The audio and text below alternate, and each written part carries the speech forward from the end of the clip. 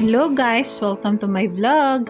Ang video ko for today ay comparison ng Enfagrow A Plus versus Similac Gain Plus na parehas sa pang 1 to 3 years old.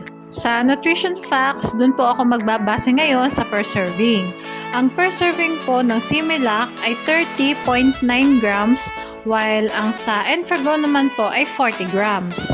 Sa isang serving nga po ng Similac na 30.9 grams, kailangan po siyang i-dilute sa 180 ml of water. While sa 40 grams naman po ng Enfagrow A Plus ay kailangan pong i-dilute sa 200 ml of water.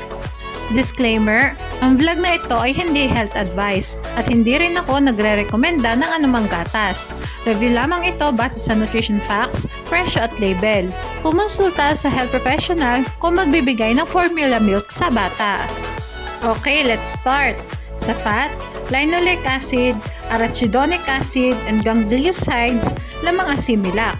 Samantalang lamang naman ng Enfagrow sa energy at protein. Ngunit wala itong arachidonic acid and gangliosides.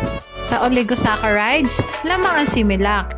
Ngunit walang naka-indicate sa nutrition facts nito na inulin. Samantalang lamang naman ang Enfagrow sa carbohydrates, dietary fiber, 2FL, and inulin. Ngunit walang naka-indicate na oligosaccharides blend sa nutrition facts nito. Lamang ang Similac sa first category. Mag-proceed naman tayo sa minerals. Ang Similac ay lamang sa calcium and chloride. Samantalang lamang naman ang Enfagrow sa phosphorus, magnesium, sodium, potassium, zinc, and iron.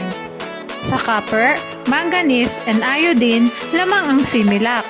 Samantalang lamang naman ang Enfagrow sa selenium. Lamang ang Enfagrow sa minerals. Mag-proceed naman tayo sa vitamins. Sa vitamin E, vitamin K, and vitamin B2, lamang ang Similac. Samantalang lamang naman ang Enfagrow sa vitamin A, vitamin D, vitamin C, vitamin B1, and vitamin B6. Sa folic acid at biotin, lamang ang Similac.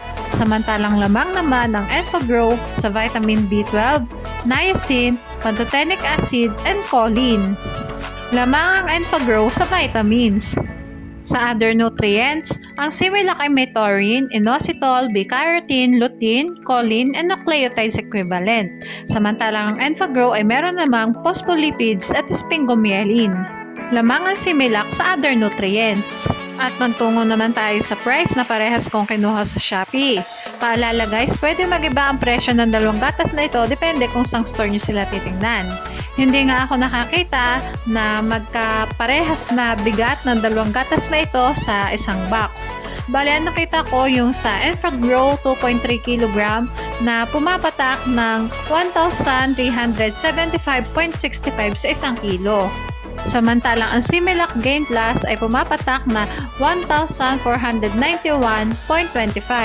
Bale, lumalabas na mas mahal ang Similac ng 115.6 sa kada isang kilo compare sa Enfagrow. At ito na nga ang summary ng vlog ko today. Sa first category and other nutrients, lamang ang Similac. Ngunit lamang naman ang Enfagrow sa minerals and vitamins at mas affordable din ito. Para sa bonus part ng vlog ko, sinearch ko na rin yung benefits ng unique nutrients ng bawat isa. Sa Similac, meron itong gangliosides, taurine, inositol, choline, arachidonic acid na good for the brain development. Meron ding itong carotene and lutein for eye health and vision, at nucleotides to support immune system and gut repair. Samantalang Enfagrow ay may phospholipids at sphingomyelin for the brain development, and inulin for the good digestion. Alam natin na parehas maganda ang dalawang gatas na ito. Sa huli, nakadepende pa rin sa kung ano ang target ng magulang sa pagpili ng gatas. Para sa brain development, maraming nutrient support ang Similac. Samantalang Enfagrow naman ay may mas mataas na DHA. Parehas din silang may sapat na vitamins, minerals, healthy fats, at fibers na makakatulong sa overall health at development ng bata. Basta lagi nating tatandaan, pumili ng gatas na hiyang sa bata.